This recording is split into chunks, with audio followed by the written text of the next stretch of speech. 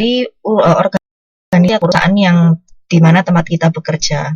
Kemudian itu digabungkan, kemudian di brainstorm dengan teman-teman sesama anggota organisasi, kemudian dicari tahu bagaimana langkah selanjutnya gitu. Nah, itu semuanya butuh strategi. Betul. Dan perencanaan ini juga bisa diartikan juga sebagai proses, karena nggak bakal bisa cuman sekali jadi, sekali sudah beres gitu. Pasti itu butuh proses.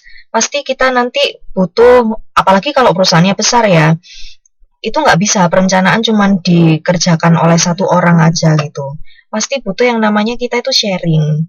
Karena apa yang kita pikirkan belum tentu itu bagus untuk orang lain, belum tentu itu sepenuhnya benar bagi perusahaan gitu. Kita butuh masukan-masukan dari orang lain, terutama yang sedivisi dengan kita gitu. Dan yang jelas perencanaan ini adalah salah satu dari 4 fungsi besar di dalam manajemen. Jadi nanti Mbak Mas pasti bakal sering atau bahkan sudah sering mendengar ada yang namanya perencanaan, pengorganisasian, pengarahan, dan pengawasan gitu. Kalau misalnya di bahasa Inggris kan itu POAK gitu ya. Planning, organizing, actuating, sama C-nya itu controlling. Nah itu pasti nanti bakal sering dibicarakan di dalam mata kuliah ini atau di dalam jurusan mbak-mbak sama mas-mas, karena semuanya itu mencangkup itu. Nah, itu 4 fungsi besar dalam manajemen, dan perencanaan adalah salah satu di antaranya gitu. Dan ini tahap awal ya. Evaluating itu nanti ada pendapat yang memasukkan evaluasi, ada yang evaluasi itu nanti termasuk bagian dari efek dari controlling gitu. Yang penting yang kita pelajari saat ini adalah perencanaan itu adalah salah satu dari 4 fungsi besar manajemen gitu. Nah, kemudian ada pertanyaan lagi nih. Terus perencanaan untuk setiap organisasi atau perusahaan itu bisa disamakan apa enggak ya? Gimana nih? Perencanaan setiap organisasi itu hal sama enggak? Enggak ya? Oke, udah setuju enggak. Sekarang organisasinya sama. Ini kan beda organisasi nih, perencanaannya sama apa enggak. Sekarang organisasinya sama. Apakah setiap organisasi tersebut merencanakan bakal sama atau berbeda? Iya, betul.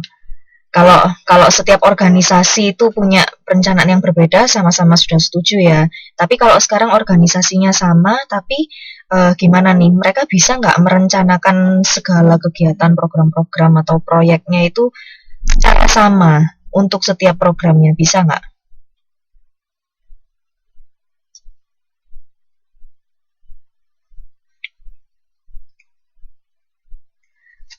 Kalau enggak gimana?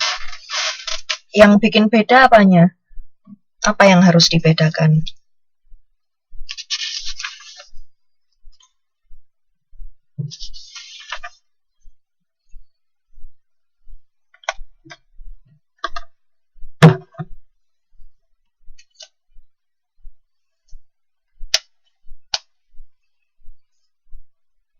Bentar ya, saya sambil minum.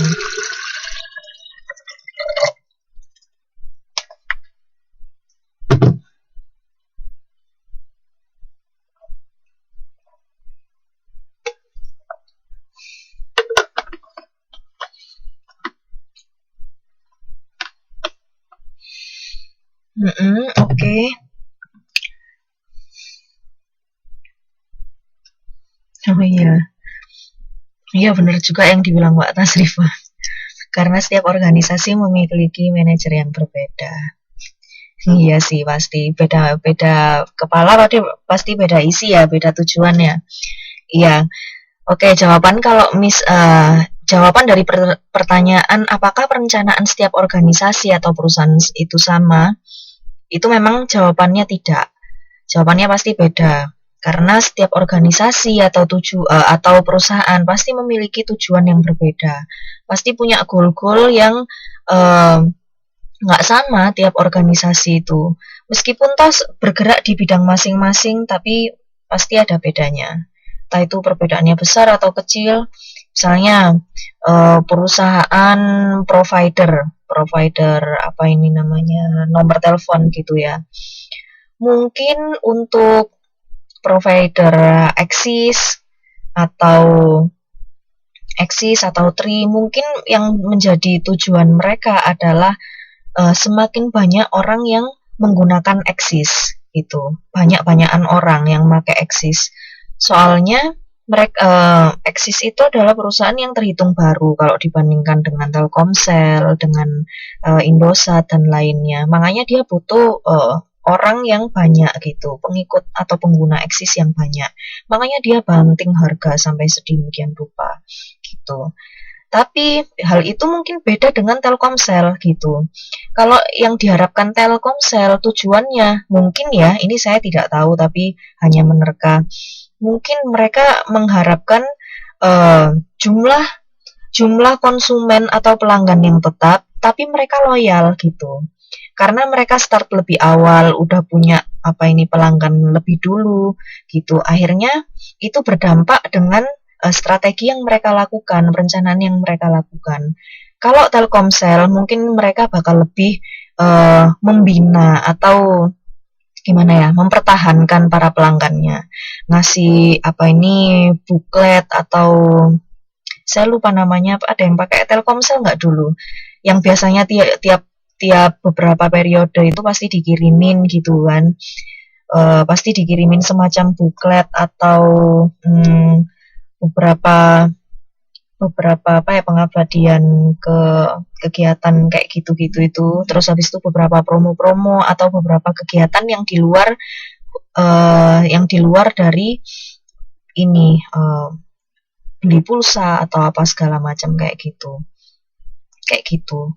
Nah, itu mungkin cara yang akan yang memang sedang ditempuh Telkomsel kayak gitu. Jadi membina para konsumennya atau pelanggannya. Tapi kalau Axis mungkin akan berbeda. Dia banting harga gitu. Pokoknya murah. Bahkan ada yang sampai gratis gitu. Telepon ke sesama Axis bakal gratis. SMS juga gratis semacam itu. Dan itu nggak dilakukan sama Telkomsel gitu. Jadi tuh perbedaannya seperti itu, karena keduanya punya tujuan masing-masing, punya ideologi. Kalau kita merujuk ke lebih jauh lagi ya, itu punya ideologi masing-masing gitu. Nah itu kalau beda perusahaan atau beda organisasi, pasti berbeda tujuan proses rencananya pun juga beda gitu. Tapi yang saya sekarang tanyakan ini adalah di organisasi yang sama gitu. Jadi apa yang direncanakan bulan ini misalnya, apakah bisa disamakan dengan rencana untuk bulan depan atau bulan-bulan seterusnya? Gimana? Ada yang bisa jawab nggak? Kalau sekarang perusahaannya sama-sama Telkomsel nih, atau sama-sama Axis, atau perusahaan yang lain deh apa gitu, sama. Atau misalnya toko Indonesia, Indeks gitu, sama bulan ini dengan bulan lain gitu. Bisa nggak disamakan? Oke, ada yang jawab tidak. Kalau tidak, gimana tuh? Kalau enggak, kenapa kok enggak bisa disamakan?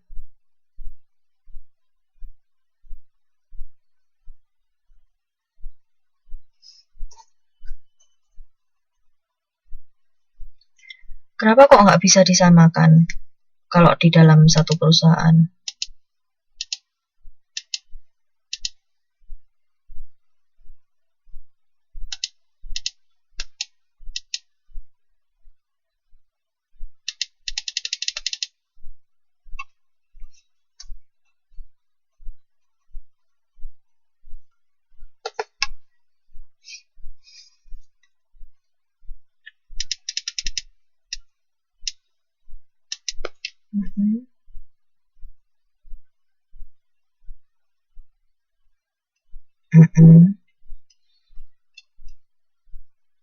Iya, kalau misalnya oke.